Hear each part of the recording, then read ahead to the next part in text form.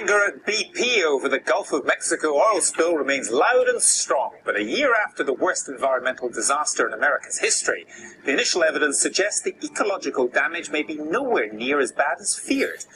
Protesters demonstrated at the company's annual general meeting in London, but in Louisiana they're saying that fish stocks are the best for years. We have a special report. Fishing is really looking fantastic. Yes. Really? A lot of fish this size and bigger. I've been in it 45 years. It's as good as I've ever seen it. And what is happening to the compensation funds? The man in charge of handing out the billions set aside by BP tells us Gulf citizens are blaming their every misfortune on the spill. When you announce to the world, here is $20 billion, everybody is convinced that they're entitled to a share of that $20 billion because whatever their issue, the oil spill is to blame. We speak to Admiral Thad Allen, the man Obama put in charge of the cleanup. A cabinet rift, or not a rift, as Vince Cable says David Cameron's comments on immigration were unwise. The Prime Minister insists the coalition is united. The policy is agreed by the coalition. It is coalition and government policy and is being put in place right across the board. And this policy has been agreed by the two parties working together. We'll hear live from the Conservatives, Labour and UKIP. And in Bahrain, allegations of human rights abuse as anti-government protesters die in police custody. The BBC's Frank Gardner has an exclusive report from the place he used to call home. The people behind me are actually shouting, "Down with Mohammed, down with the king." This is a very politicised funeral. They're calling a man who died in police custody a martyr.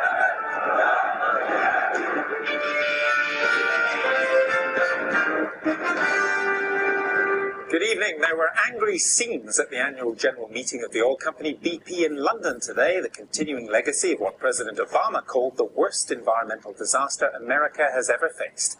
1 year or so after the blowout, which led to millions of barrels of oil leaking into the sea, Newsnight has unearthed initial evidence that the long-term environmental impact may be nothing like what was first feared. Fish stocks, surprisingly, seem to be very high. Protesters at the BP meeting, however, claimed not enough had been done to compensate them after the spill. And concerns were heard from institutional investors worried that the company, a bedrock of British pension funds, is yet to get itself back on track. A special report from the Gulf in a moment. First, David Grossman is here with details of what happened at the shareholders' meeting. What did happen, David? Well, essentially, Gavin, what we saw today was a clash of cultures. BP was a company addicted to risk, essentially, pushing further and faster to get its hands on oil. The people who invested in BP were quite the opposite, risk-averse, attracted to BP by not spectacular returns, but dependable returns, profits year after year, dividends quarter after quarter. Therefore, when people chose to invest in BP, they did it because they needed the money. They were either pensioners who depended on the dividend to pay the council tax, for example, or they were pension funds. If you invest in a UK pension fund, chances are you took a hit from the BP oil disaster. So a lot of the questioning today was about the company's attitude to risk. The chairman replied that they were looking at a changed BP.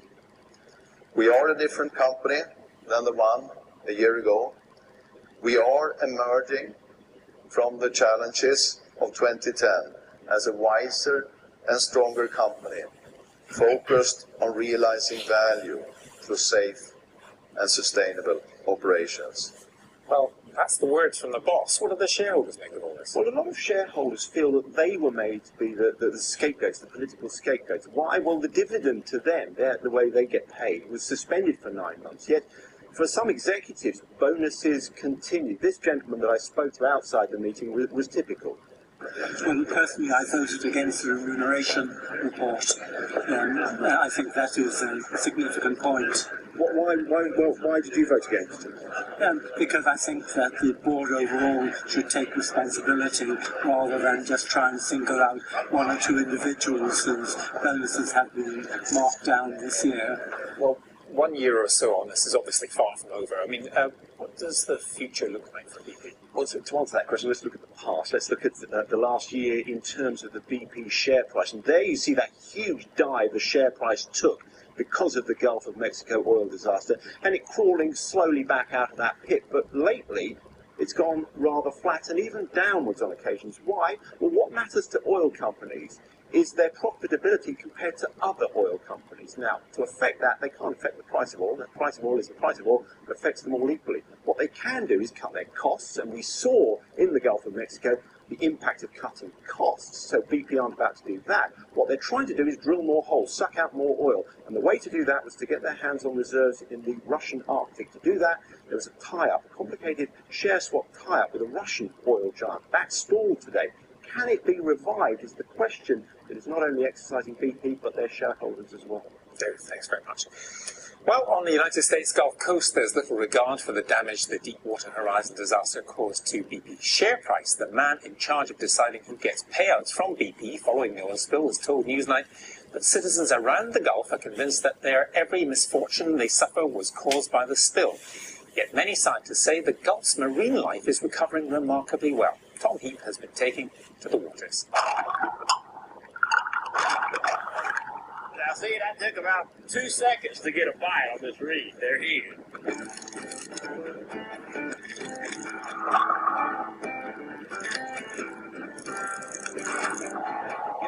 Captain Mike Theory runs fishing trips here on the Gulf of Mexico.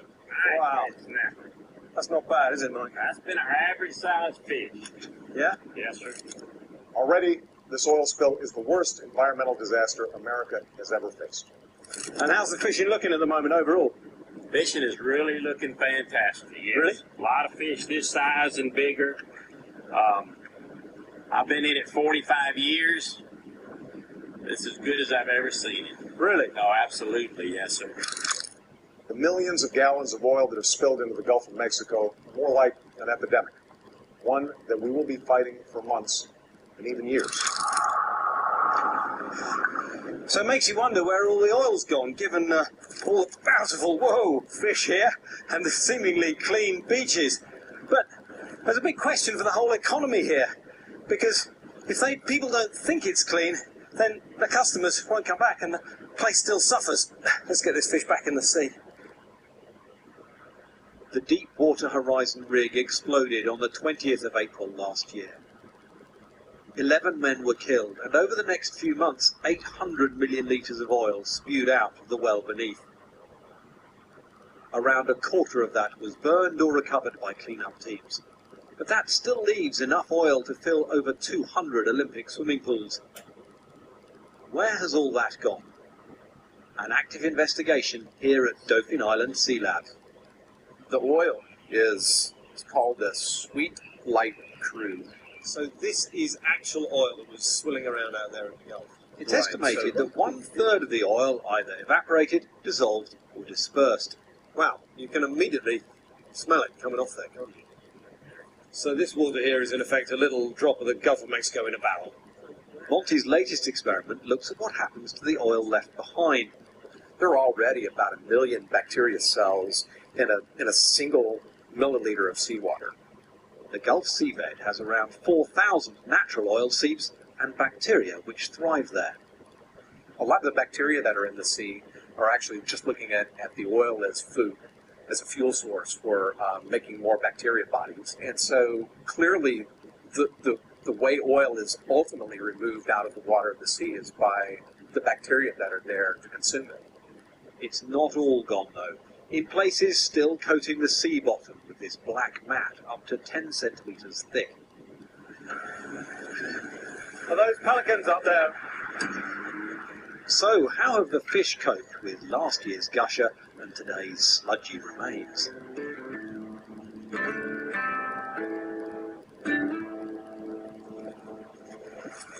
A team from Dauphin Island are searching for the answer. First, prepare the nets, then scour the sea with all eyes possible, and finally close in on your prey.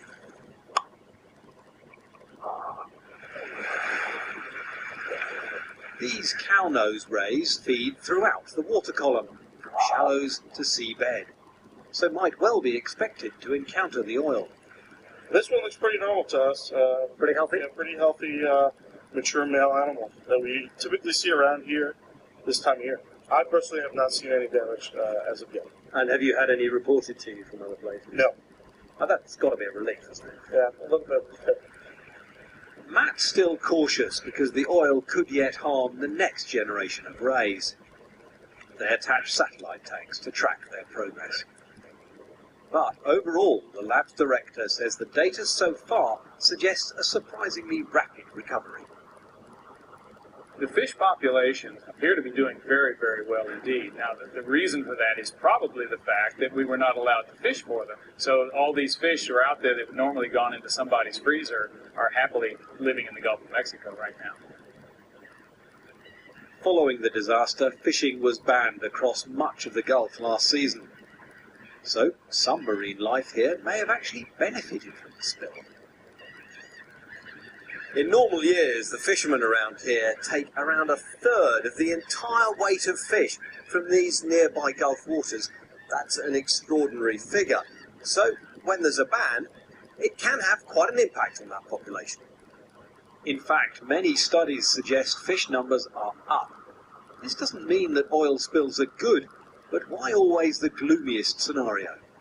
People want to use the spill for their own purposes. Now, whether that's personal agenda, personal income, compensation, or whether it is to achieve a loftier goal, we have to fight this oil dependence. We have to fight the corporate greed. I support all of that, but not by lying to people about the immediate consequences. They simply are not there. And do you think there is some of that going on, some lying about them? Oh, I absolutely believe that it's misleading, and it's deliberate, and yes, that becomes a lie at that point. His lab has received $5 million from BP. Overall, the company are spending $500 million on scientific research to discover the impact of the spill. Does this skew his results? Nothing would give me greater pleasure than to screw them with their own money. There's no doubt in my mind. So I'm trying to avoid a bias of shifting toward that, if anything. That'd be our bias, punish them. The data doesn't support that at this point in time in terms of environmental impact. It does in terms of economic impact. And the disconnect between those two is really intriguing. That disconnect is felt keenly just across Mobile Bay from the lab in Daphne, Alabama, where you'll find Market by the Bay, serving crab claws, shrimp and oysters, ready to cook or just ready to eat. I wonder if the customers are getting the message. We were open 6 days a week. We're open 3 days a week now. It used to be people would come in and say, this better be Gulf seafood. I don't want any farm-raised seafood. I don't want anything from Asia. And now it's the reverse. From the FDA on down, every local agency that's done any testing has shown that the Gulf seafood is safe to eat. The problem is after 4 or 5 months of just being, hammered with these images of birds, pelicans and oil and turtles and this and that and the other, the consciousness of people is that it's not safe to eat. I'm doing something horrible by putting this in my body, and so people are still afraid of the seafood. They do not trust the government, and they don't, or BP for that matter.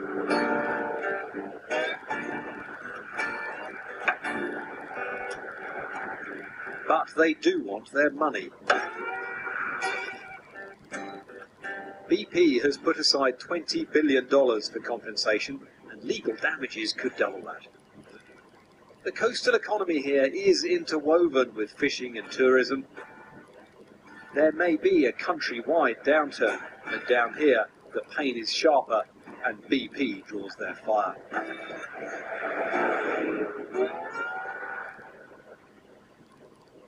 President Obama appointed the man who'd sorted out compensation after 9/11 to divide up BP's fund. He's finding the perception of harm is widespread, but the proof is scarce. There are a huge number of claims, more than half, where the documentation that is provided to demonstrate damage attributable to the spill is virtually non-existent. I have about 100,000 claims with no documentation, nothing, zero. So it's proven to be a problem. Frank Fontenot has submitted a claim. He used to buy fish from here to supply his restaurant in Bay St. Louis. This boat here is an oyster boat, and this boat here is a shrimp boat. But the business is no longer his. The spill forced to sell up, and though he got an initial payout, he's applying for much more. For a business like this, between 700,000 to 1.5 million. And the reason I'm saying is, I feel it's going to be 5 to 10 years. They're not picking it up. They're not sucking it out of the water. They're not getting rid of the problem. They're covering the problem. And people are feeling sick from it. Frank says he's seen oil oozing from cooking crabs, doesn't trust official reassurance, and his claim that oil is harming human health is spreading across the media. Emotion is a huge factor. There's a disconnect between what appears to be reasonable about the science and the biology of the Gulf and the absolute good faith, anger, and frustration felt by citizens down there who are absolutely convinced that every misfortune that they suffer was caused by the spill. When you announce to the world, here is $20 billion, everybody is convinced that they're entitled to a share of that $20 billion because whatever their issue, the oil spill is to blame. Ken Feinberg says compensation should stop after 2012, but no scientist we've spoken to could guarantee an end to environmental harm by then. Though signs look promising for sea life, it'll take much longer to sound the all clear. In the last few weeks, many dolphins have been washing up dead. At Dauphin Island, they suspect the oil may be to blame, but not through poisoning. Rather, it's the impact on the food chain. If we really did see decreases in zooplankton due to the oil spill because we shifted the whole system over to bacteria, then that meant that the fish that feed on zooplankton were not as nourished, and the fish that feed on those fish, and the dolphins and sharks and birds and everything that relies ultimately on the base of the food web could have been negatively impacted by just simple nutrition. The Gulf Coast is shifting deltas, flooded bayous and creeping sand islands. It binds rather than divides the land and sea, a trait followed by people reliant on income from both onshore and off. So the world's biggest ever oil spill would unnerve this place, undermining a principal industry and soiling the sea. A year on, some in the economy still need the healing power of compensation. But now the environmental recovery is getting underway, Captain Mike can even spot his future catch. See the little ripples on the water right there? The funny, look at the little sparkles. That's bait fish. A lot of bait. That's good. To me, that's a good sign. Mother Nature seems to be adapting faster than human nature. Tom Heap there. Well, just before we came on air, I talked with Admiral Thad Allen, who was put in charge of the cleanup by President Obama. Admiral Allen, our film suggests that while this was clearly a terrible event, things have not been so bad for the environment as many people thought at the time. Do you broadly agree with that assessment? Well, I'd be very cautious about characterizing the outcome of this thing this early on. There are people who think it's still a devastating event. There are people who think that the impact was a lot milder than we thought. I think what we need to do is use as much science as we can. I think this is a tremendous opportunity for research, and I would not rush to hasty judgments. I think we're going to find different parts of the Gulf responded differently to this spill. I've been talking to some of the people, the fishermen who operate there, and some of them have said to me today, look, the cleanup actually made things worse in some cases. One woman said, you know, that some of the chemicals used were noxious. One of them is banned in Britain, corrects it. What do you make of that? Well, we used something called dispersants, and Corexit is an approved dispersant in the United States. What it does is it breaks down the oil into small droplets so it biodegrades quicker. It's been proven in laboratory testing to be not as toxic as the oil itself, and it accelerates the biodegradation of the oil. It's been an approved oil spill method in the United States for a good number of years. I think what made it contentious in this case was the amount that we used, the total volume, and the fact that we used it subsea at the wellhead itself to try and decrease the amount of oil that was coming to the surface. Well, BP, as you know, have admitted they did make many mistakes. The company chairman today said, look, we're a different company now from what we were a year ago. You had to deal with them directly. What do you make of them? I mean, did you think they behaved honorably? Do you think they're a pretty competent outfit, or what? Well, first of all, I think they're a very large, complex organization. And anytime you have a large, complex organization that's not glued together with core values and what it is you're trying to do, it's always going to be a challenge. I wasn't part of the BP culture before the event occurred, and I wasn't part of the decision-making process regarding what led up to the events on the well. I only dealt with the leadership as a result of being involved in the response itself. And I kind of generally divide the response into three categories: what happened at the well itself in terms of capping and containing the oil and drilling the relief wells, and then the attempt to deal with the oil on the surface of the water, and then as it came to shore. I think BP did a good job engineering the solution and capping the well. You can make the case that they should have had that equipment and other means to control the well early on as a condition of the drilling. But as they got closer to shore, I think it became more problematic in dealing with contractors. You know, it's very hard to outsource core values, empathy, and compassion to a second party, and we were using oil spill contractors to do that. You've been very careful in your use of words. I just wondered, looking back in the past year, lots of lessons to be learned. One might be that perhaps the politicians and the media somewhat overreacted in making people villains in this. Well, there were a lot of conversations about the impact of the media and the political leaders.